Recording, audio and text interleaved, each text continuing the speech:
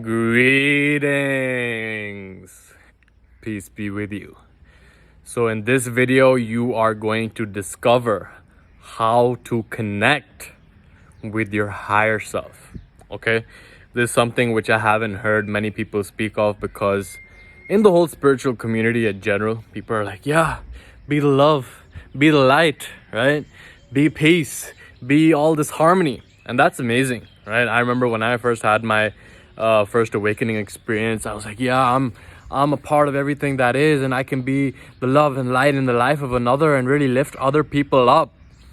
But the fact is that this holds us back in many regards if we think that the light is the only thing that there is, okay? Because your higher self is not the light, okay? Your higher self is a combination of the light and the dark, okay? Light cannot exist without dark. And when we don't integrate our shadow is when it gets darker, when it gets denser, and when we act out in ways that aren't in alignment with our values, okay? Now, our shadow is everything that we are insecure about. It is an image that represents everything that we fear we secretly are, everything that is in the dark, in the shadows. And when it's not integrated, when it is not given that awareness, is when we hold ourselves back from expressing our higher self, from connecting with who we really are, okay?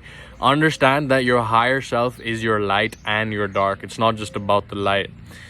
Because we think, oh, it's about the light. We think that's a spiritual thing. Love and light, it's not spiritual, okay? Light, our inclination to move towards the light, it's not spiritual. It is biological. Okay, what do I mean by this? It means that, the first organisms on this planet, it was like photosynthetic bacteria, right, deep in the ocean. So they were coming up to the surface of the ocean. They were going towards the light because they used that to create nutrition for themselves. Okay, and then also our ancestors, the dark is when the predators used to attack, and so they were inclined towards the light as well. But understanding, this is not spiritual. Okay, spirituality is about the light and the dark. It's about everything. Okay, and as Rumi would say, the wound is where the light enters. Okay, and every wound is a womb. All right, really let that sink in. We are starting in this physical dimension. We're in the womb, right? We're in this darkness and everything's good. All our needs are met. And then we come into the light. Through the darkness, we enter the light. And, throughout society, even, it's like, oh, if you do this, then you're a good boy. If you do this, then you're a bad boy. If you do that, you're good. Then if you do that, you're bad. And then we have this inclination to only do the good things because that is what we get rewarded for. And then we suppress or repress our shadow. And then we act out in ways that are not in alignment with our values, with what we seek to create, with who we seek to become, because the shadow is not integrated into who we are, okay? What's the source of insecurity? It is your shadow. And when the shadow is not integrated, when it is not your friend, is when it will sabotage you, is when it will hold you back from leveling up, is when it will cause you to remain stuck in the cycle of destructive habits, okay? So it's very important. Even Tim Grover, he was the coach of Michael Jordan. He was the coach of Kobe Bryant. He was the coach of a bunch of other high performers. He wrote a book called Relentless. Highly recommend you check it out. And within that, there's a chapter that, the highest performers, which he called cleaners, embrace their dark side, okay? Because that is the pathway to your highest self. If you only go towards the light, you can do all these personal development practices and, I'm doing all of this stuff. I'm going to India. I'm practicing yoga. I'm doing all of this amazing stuff. But if you repress a shadow, if you don't integrate that into who you are, then those actions are driven through the lens of insecurity as well. They are driven through the lens of trying to block off the shadow, to get it away. I'm not good enough. That's why I'm going to do all these personal development practices.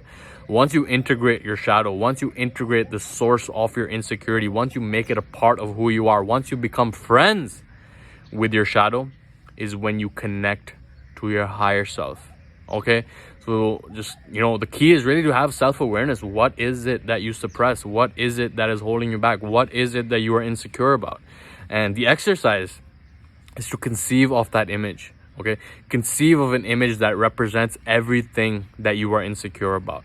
Get it in front of you and really integrate it into your life. And when you are expressing yourself and you find it difficult to get your truth out there, to share your words with people and share your emotions with people, share your real feelings with people, the reason for that is because your shadow is not integrated. But if you can conceive of an image, right, of a representation of everything that you are insecure about, everything that represents your dark side, and begin to develop a relationship with that image and begin to get awareness on how that is a projection of everything that triggers you from other people as well.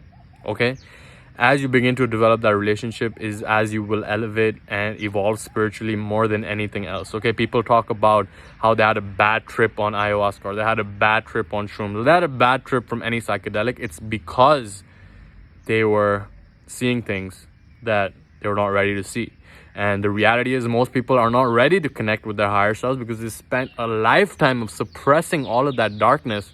And when it all pops up through an experience of, sacred medicine or psychedelics or anything, then it's too much to handle. There's not enough room to actually deal with that and integrate it because there's already so much baggage. Okay, so that really is the key understanding, that the shadow is an aspect of your higher self, and when it is not integrated is when we act out in ways that sabotage us. Okay, the shadow acts out in ways that hold us back, but when it's integrated is when we can express who we really are, when we get to the source of our insecurities and really begin to integrate it. Okay, look at anything that triggers you from someone else, look at anything that makes you angry, look at anything that makes you fearful, look at everything that is causing you to experience these lower emotions, and really ask yourself why I feel the way that I do, and why this person, and people are our biggest teachers. Okay, people are our mirrors, right? Understanding there is no other, there's only you, your unique consciousness. It's like only consciousness experiencing itself through different lenses of perception.